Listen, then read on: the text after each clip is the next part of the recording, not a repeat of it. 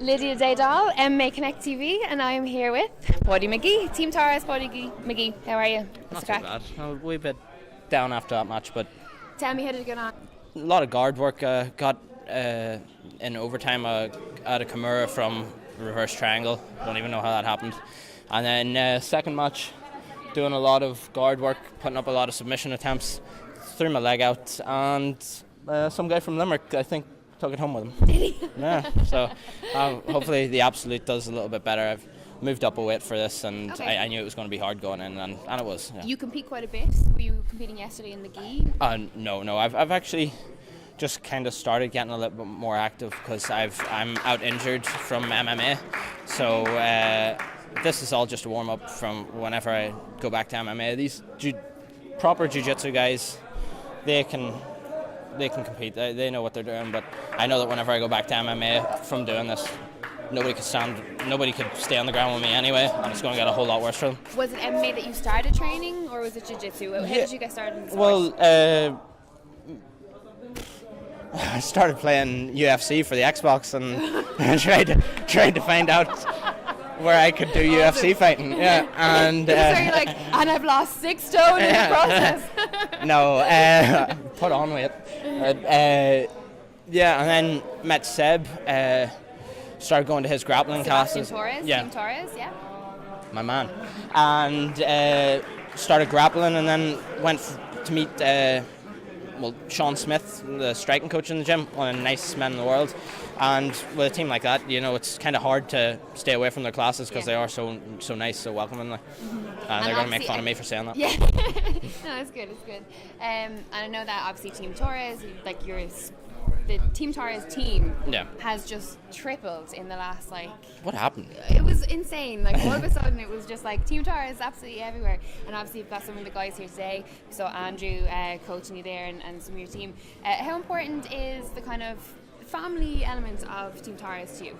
Because we see it a lot, it's one thing that we talk about through all the interviews is kind of the family element and the bond that people have when they compete together and their coaches and stuff like that. But you guys, I always see you at jiu-jitsu competitions, and you're always a big squad, if it's Una and Leah and all the guys. Yeah, we have a really, it's weird, I go from being with my girlfriend who takes care of me and stuff and helps me not mess up our kid, and then I go to the gym and there's Una being my mum and Sebastian and people Cormac O'Hanlon just looking out for me all the time, and then I teach some of the kids or some of the teenagers and some of the kids jiu-jitsu, and they just make sure that I don't mess them up too bad as well. So when did you start coaching? I didn't know that you coached as well.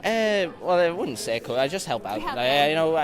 But is that the plan? Do you want something that you'd like to get into? You want to coach? I'd love to. I work in a call centre. I hate everything right now as far as work's concerned. You're going to have to, listen to the jiu-jitsu way, quit that job that you hate and be happy. But that's what is going to happen. I wouldn't do the disrespect to my coaches of wanting to do it now because I'm nowhere near even half of the finished article that I can be if I keep working with them.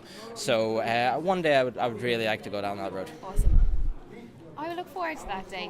And a new expansion to Team Torres. But we're seeing it quite a bit, and obviously you said Andrew McGann was coaching you there, and it's good to see him as well in that coaching role, and seeing the progression. He obviously didn't do a good job. But he's one of the best friends you could ask for, a really close, really good training partner. He actually showed me my first ever sweep. He's the first ever person to teach me a sweep and taught me a triangle choke, which is actually how I won all of my MMA fights. So yeah. So before we let you go, tell me about your MMA first, because I don't know a lot about your MMA background. 4-1. Arno Dos Santos from Bama, my only loss. No way. Yeah. Oh, that's not a bad loss. Yeah, he's a guy to lose to, Yeah, he's solid, pretty badass, and he's a good guy. He checked up on me, he sent me to hospital. Thanks, Arno. And then the rest have all been, every fight I've had has been a first round stoppage or close to it. Austin Lynch took me to the second round, and I was able to finish him with submission as well. That's a credit to Sebastian.